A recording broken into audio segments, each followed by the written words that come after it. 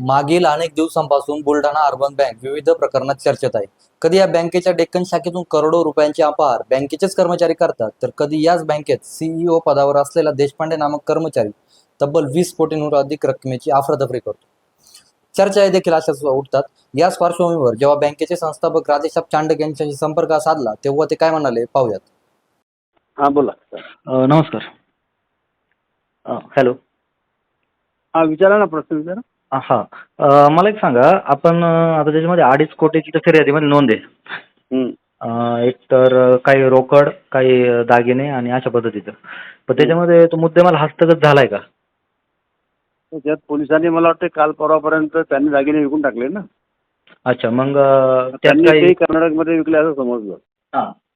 तर पोलिसांनी आतापर्यंत 50 लाख रुपये हस्तगत केले.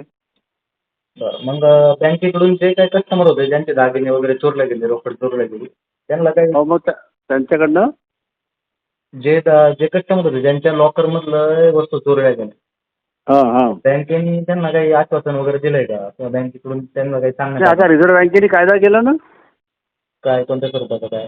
जेवढं वार्षिक भाडे आहे हां. त्याच्या 100 पट पैसे द्यायचे. जर एफ आय आर दाखल झाला असेल हां. तर त्याचे 100 पट पैसे द्यायचे, असा आरबीआयने कायदा करून टाकला.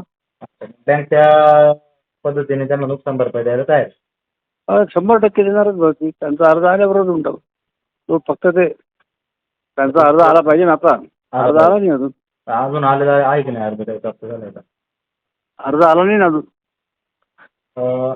देशपांडे नावाचे एक कर्मचारी होते तुमच्या बँकेचे. तर हो, होते ना. जवळपास एक 20 कोटी प्लस रुपयांचा अपहार केला, असं एकंदरीत आम्हाला आमच्या सूत्रांकडून कळलं होतं. तर एक तर त्यांचं वय 69 झालं होतं. हां. 69 झाल्यानंतर आम्ही त्यांना रिटायर केलं. हां. आता ते रिटायर झाल्यानंतर काही या गोष्टी ज्या आहेत सापडल्या हां. किंवा ही अनियमित आहे म्हणून, हां. त्याच्या बाबतीमध्ये आपण ते फॉरेन्सिक ऑडिटवाल्यांना नेमलेलं आहे. हां. त्यांचा ऑडिट रिपोर्ट येईल 3-4 दिवसानंतर. त्यानंतर ठरवू, संचालक मला ठरवेल काय करायचं तर. बरं. मग बँकेचं संचालक वर्गाचं काही एफ-आय-आर वगैरे करण्याचा काही मानस आहे का त्या विषयात? ते आता त्याच्यामध्ये किती सिरियसनेस आहे, त्याने डायरेक्ट किती केलं, स्वतःच्या स्वार्थासाठी केलं का संस्थे हितासाठी केलं, जे काही नुकसान केलं ते कोणासाठी केलं त्यांनी, याचा सगळा अभ्यास करून मग निर्णय घेऊन टाकू की बा आता एफ आय आर दाखल करायचा नाही करायचा, काय करायचं. ऐका ना, नुकसान झालंय तुम्हाला मान्य आहे ना? आज तर आमच्या प्राथमिक चौकशी लक्षात आलं नुकसान झालंय म्हणून. मग ते नुकसान झालंय बँकेचं, तर मग ते एकंदरीत स्वतःच्या फायद्यासाठी असो किंवा बँकेच्या फायद्यासाठी असो, परंतु ते जर नुकसान झालंय तुम्हाला मान्य आहे बँकेचं, मग ते त्यांच्या स्वतःच्या वैयक्तिक फायद्यासाठी त्यांनी केलेलं असो किंवा बँकेच्या, तुम्ही आता बोलले की बँकेच्या हितासाठी केलेलं असेल तर आम्ही हे करू, बरोबर. तर पण ते जवळपास 20 कोटी प्लस रुपयांचा तो अपहार आहे, बरोबर. तर मग त्या विषयात जे काही तुमचे ठेवीदार आहेत त्या ठेवीदारांची फसवणूक आहे ना ती. ठेवीदाराची फसवणूक बँकेने कशी काय केली हो? नाही नाही, त्या व्यक्तीने बोलतोय मी, देशपांडे. त्या व्यक्तीने केली असेल संस्थेची. पण बुलढाणा अर्बन एवढा मोठा महासागर आहे, बरोबर. कुठली बँक आहे, सगळ्याच बँकांमध्ये असं चालू असते. स्टेट बँक सुटत नाही, मुरमुरे अर्बन बँका सुटत नाही. ज्या ठिकाणी व्यक्ती आहे आणि त्या ठिकाणी लोभ आला की अपहार होणारच. नाही, पण आता तुम्ही काय बोलले, मला सांगा, सगळ्याच बँका आहेत अशा की कोणती बँक सांगू शकते की माझी इथे अपहार झाला नाही म्हणून? नाही, तुम्ही आता काय बोलले की संबंधित व्यक्तींनी ते जे फॉरेन्सिक तुम्ही नेमले, फॉरेन्सिक ऑडिट झाल्यानंतर लक्षात येईल की त्या व्यक्तीने, देशपांडे नावाच्या व्यक्तीने ते स्वतःच्या स्वार्थासाठी अपहार केलाय की संस्थेच्या फायद्यासाठी केलाय, बरोबर. हो, ते नंतर कळेल ना. साहजिकच आहे, संस्थेच्या फायद्यासाठी तर कोणी अपहार करणार नाही, बरोबर.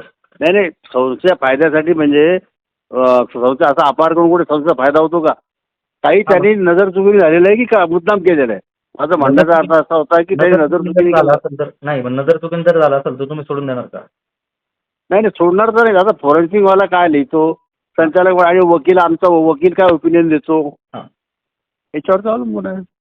ओके, चालतं, ठीक आहे, धन्यवाद. रिझर्व्ह बँकेने केलेल्या कायद्यानुसार वार्षिक भाड्याच्या 100 पट रक्कम बुलढाणा अर्बन बँक संबंधित लॉकर धारकास देण्यात तयार आहे, परंतु अद्याप त्या लॉकर धारकांनी तसा अर्ज केलेला नाही, असं बँकेचे संस्थापक राधेश्याम चांडक यांनी सांगितले.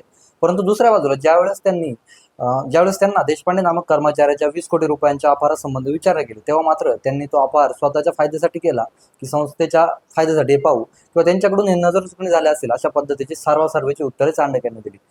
तब्बल 20,000 कोटींहून अधिकच्या ठेवी असलेल्या या बँकेच्या संस्थापकांनी अशी उत्तर देणं हे कुठेतरी ठेवीदारांच्या मनात शंका निर्माण करणार आहे. या प्रकरणातील संपूर्ण घडामोडींकडे आपलं लक्ष असणार आहे. या प्रकरणातील संपूर्ण अपडेट्स तुम्हाला देतच राहू. टाइम्स ऑफ महाराष्ट्रसाठी पुण्यावरून मी आदित्य. धन्यवाद.